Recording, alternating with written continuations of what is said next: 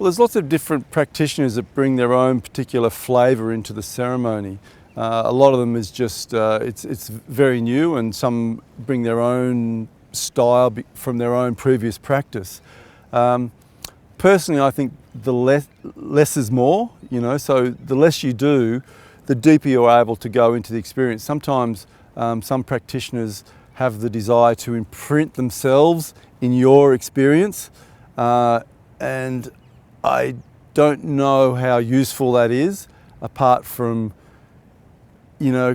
getting more disciples and people feeling like, you're the God, rather than the medicine's the God. There's a bit of a Messiah complex out there amongst some practitioners, that they like to think that they're the one providing the experience.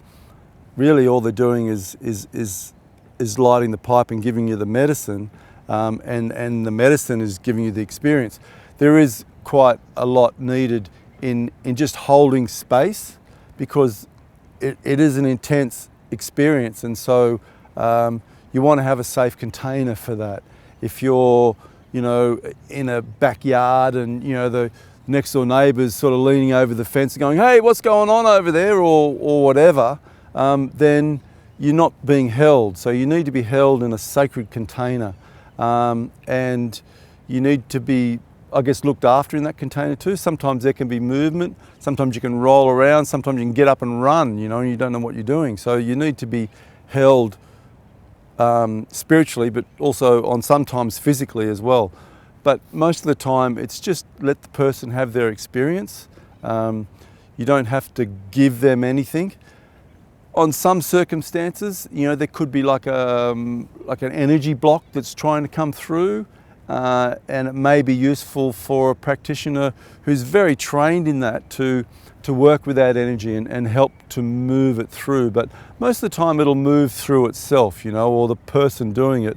Like, for example, not long ago I had an experience and I could feel this blockage, and so I was bending over and I was pushing into my belly and I could feel the block, and I was bringing it up myself.